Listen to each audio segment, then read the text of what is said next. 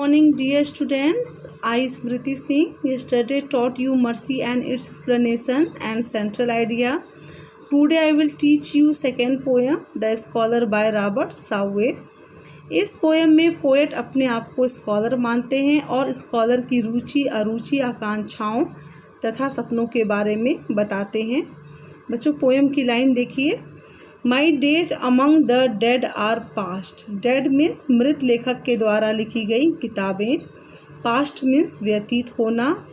इसमें पोएट कहते हैं कि मेरे दिन उन किताबों के साथ बीतता है जो किताबें मृत लेखक के द्वारा लिखी गई हैं, मृत और महान लेखक के द्वारा लिखी गई हैं।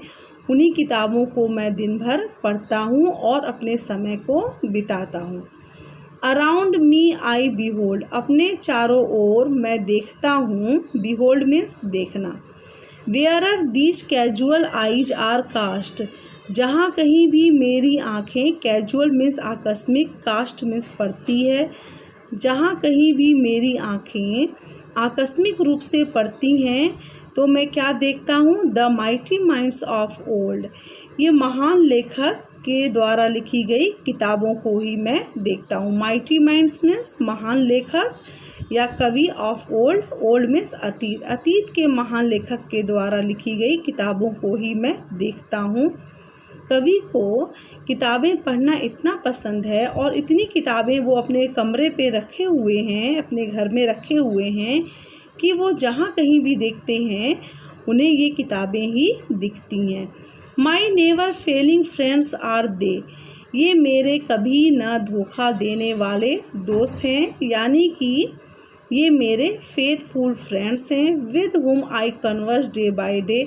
ऐसा लगता है उन्हें कि इन लेखकों के साथ वो रोज़ बातें, दिन पर दिन बातें करते हैं।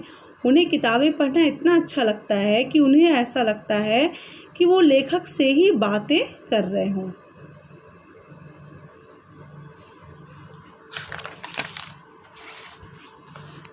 With whom I take delight in weal. With them, इनके साथ मैं डिलाइट, खुश होता हूँ। इन व्हील, सुख में। एंड सीक रिलीफ इन वो, और दुख में आराम ढूंढता हूँ। जब मैं खुश होता हूँ, सुखी होता हूँ तो इन किताबों को पढ़ करके और खुश होता हूँ, और जब मैं दुखी होता हूँ तो मैं इन किताबों को पढ़ करके रिलीफ पाता हूँ। And while I understand and feel. और जब मैं समझता हूँ और महसूस करता हूँ, how much to them I owe, कि मैं इन किताबों का कितना ओ मीन्स रीडी हूँ। My cheeks have often been bedewed. मेरे गाल गीले हो जाते हैं। With tears of thoughtful gratitude. Thoughtful gratitude, विचारपूर्ण कृतज्ञता। तो मेरे गाल के विचारपूर्ण कृतज्ञता के आंसू से गीले हो जाते हैं। कब? जबकि मुझे ये लगता है, जब मैं ये महसूस करता हूँ कि मैं इन किताबों का कितना रीडी हूँ। My thoughts are with the dead. मेरे विचार इन महान लेखकों के साथ हैं। With them I live in long past year. इनके साथ मैं पुराने समय में रहता हूँ। मैं जिस समय की किताबों को पढ़ता हूँ, जिस समय के लेखक की किताबों को पढ़ता हूँ, मुझे ऐसा महसूस होता है कि मैं उसी समय में चला गया हूँ। Their virtues love. उनके गुणों को मैं प्यार करता हूँ। Their faults condemned. और जो उस किताब में गलतियाँ रहती हैं उनकी मैं आलोचना करता हूँ। Partake their hopes and fears. उनकी आशाओं और भयों में, पार्टेक मीन्स शेयर, को के साथ मैं शेयर करता हूँ। And from their lessons. और उनके जो पाठ हैं उनसे सीख ढूंढता हूँ। एंड फाइंड पाता हूँ। Instruction with an humble mind. एक विनम्र दिमाग से निर्देश पाता हूँ।